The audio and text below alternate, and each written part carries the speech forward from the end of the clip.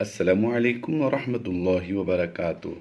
جدید نورانی قاعدہ کے پلیٹ فارم یوٹیوب چینل پر آپ کو ایک بار پھر خوش آمدید۔ آج ہم پارہ 16 سورۃ الکہف کا 11واں رکوع تلاوت کریں گے۔ 10 رکوع ہمارے مکمل ہو چکے ہیں اور پارے کے حساب سے آج دوسرا رکوع ہے۔ انشاءاللہ عز و جل مشکل الفاظ، مشکل قواعد آپ کو ہم ساتھ ساتھ میں سمجھاتے جائیں گے۔ آپ حروف مدہ اور اخفاء، ادغام وغیرہ کے بارے میں توجہ سے پڑھیے گا۔ وَيَسْأَلُونَكَ عَن، یہاں پر ہم نے غنہ اس لیے کیا ہے کہ اس نون ساکن کے بعد اگلے پیج پر جو پہلا حرف ہے وہ ہے ذال۔ ذال کے بعد یہ یا خالی ہے اور یہ الف ہے اس کے بعد۔ یاد رہے الف سے پہلے اگر زیر ہو تو وہ الف نہیں پڑھا جاتا، اور یا اور الف دونوں ہی نہیں پڑھے جائیں گے کیونکہ ان دونوں کے بعد لام پر جزم ہے۔ جب بھی ایسی کنڈیشن ہوتی ہے کہ جزم والا حرف پچھلے حرف سے ملا کر پڑھا جاتا ہے تو وہ الف خالی ہے، یا بھی خالی ہے، اور ذال کے ساتھ زیر دے کر ہم اسے لام کو پڑھیں گے۔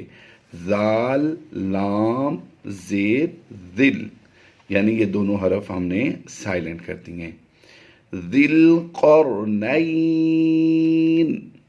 وقف کی وجہ سے وقف مطلق کی علامت ہے، یہاں پر ہم نے زیر کو جزم سے بدل دیا۔ آگے پڑھتے ہیں۔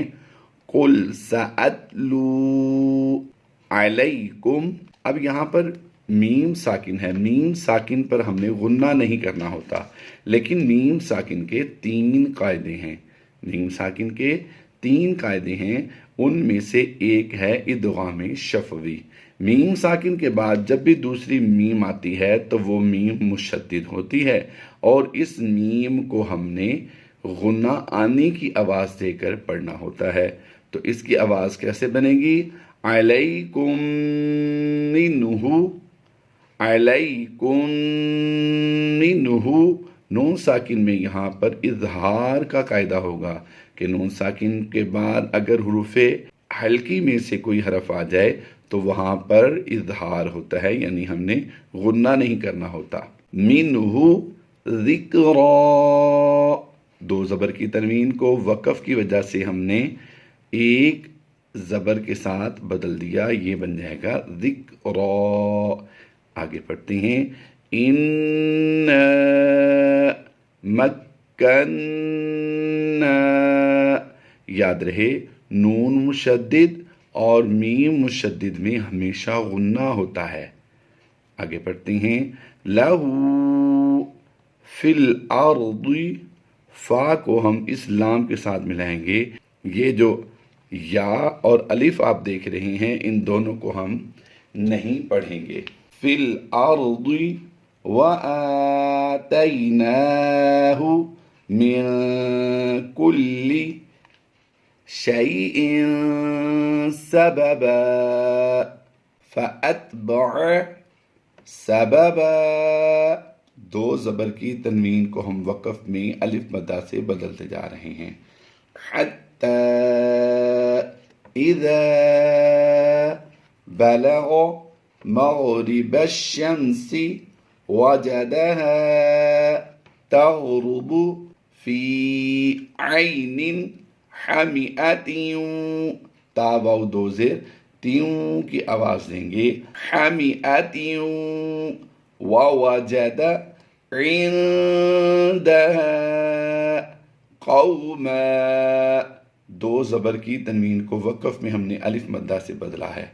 قُلْنَا يَا ذَا الْقَرْنَيْنِ، یا ذل، یہ 2 الف جو ہیں یہ ہم سائلنٹ کریں گے اور اس دال کو ہم نے لام سے ملا دینا ہے۔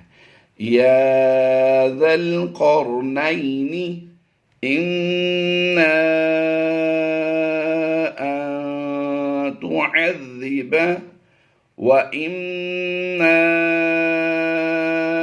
أَن تَتَّخِذَ فِيهِمْ حُسْنًا قَالَ أَنَّا اب یہاں پر دیکھیے نون ساکن میں اورنج کلر آپ دیکھ رہے ہیں، تو مطلب یہ کہ یہاں پر اشارہ دیا جا رہا ہے کچھ نون ساکن میں غنّے جیسا ہے۔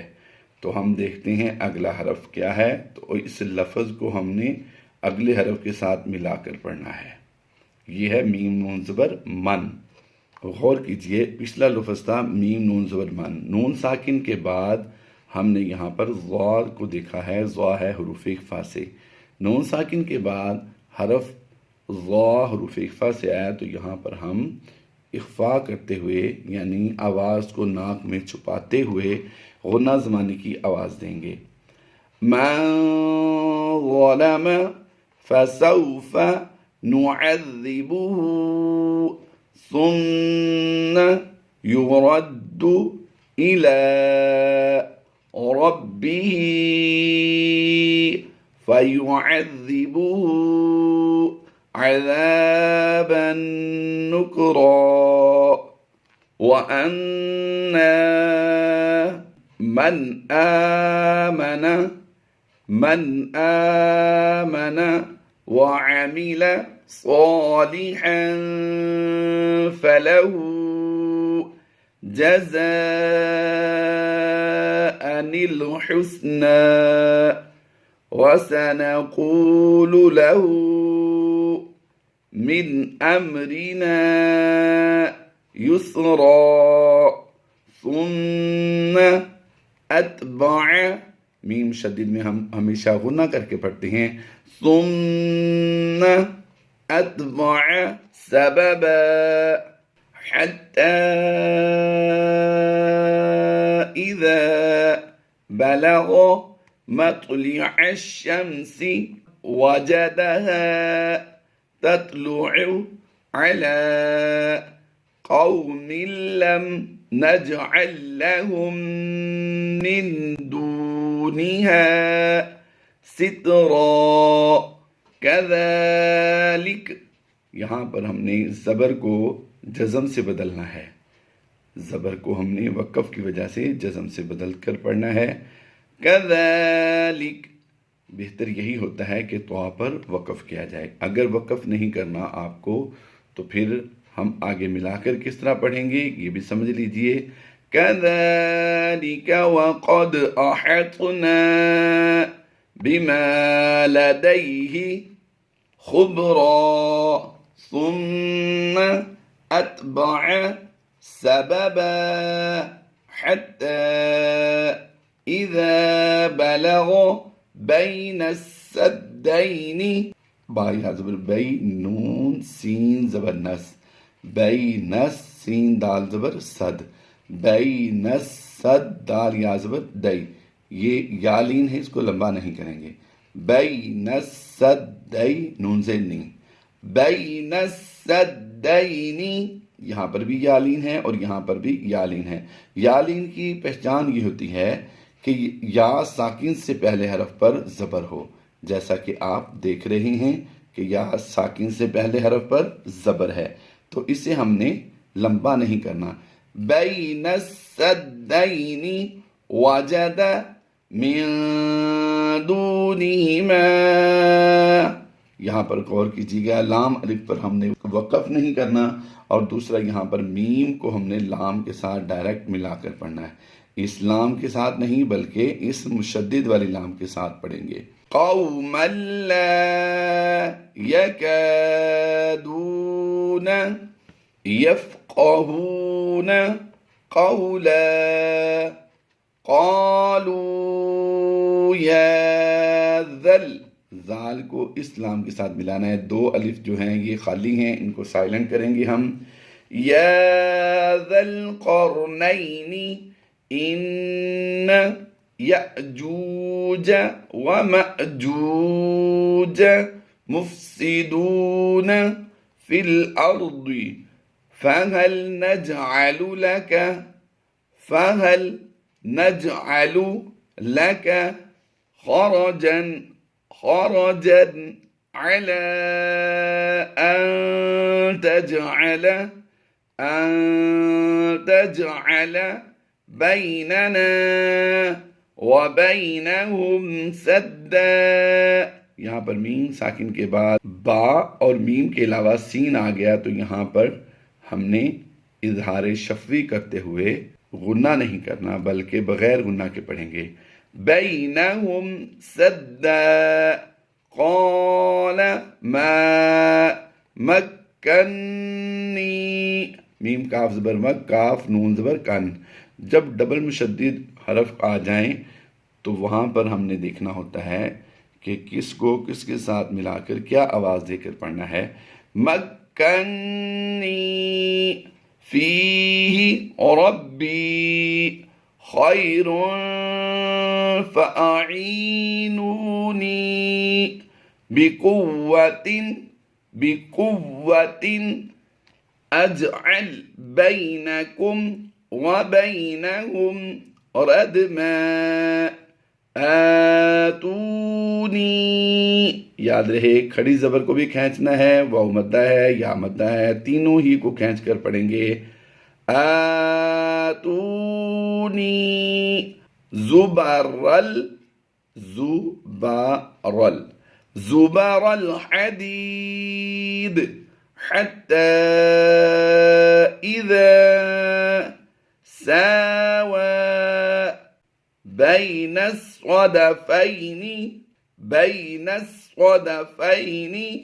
لاسٹ ٹائم پڑھ لیجئے، بين الصدفين قال انفخوا حتى إذا جعله نارا قال آتوني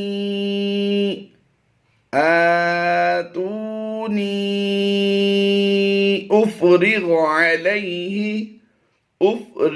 عليه قطرا فما استطاعوا أن يظهروه وما استطاعوا له نقبا قال هذا رحمة من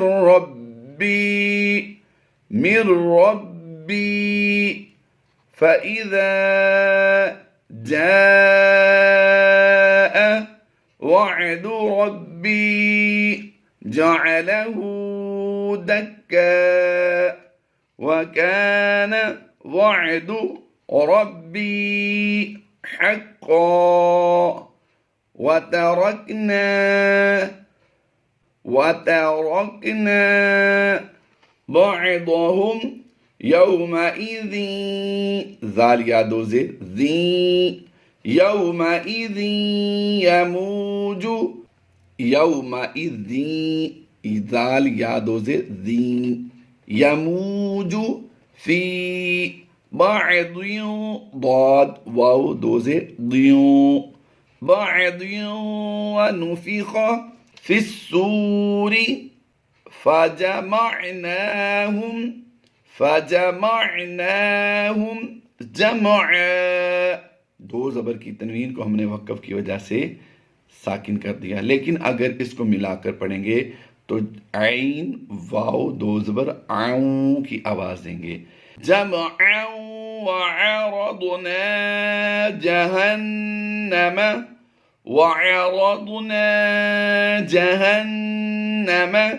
يومئذ للكافرين عرضان الذين، لیکن ہم یہاں پر اگر وقف کریں گے عرضا، اس نون کو ہم نے چھوڑ دینا ہے اس زیر کے ساتھ میں، لیکن اگر ملا کر پڑھیں گے تو اس ضاد الف زبر ضا کی آواز بھی دیں گے اور اس نون کو اس لام کے ساتھ ہم نے ملا کر پڑھ دینا ہے، تو یہ بن جائے گا ملا کر وصل کی صورت میں ارضان الذین،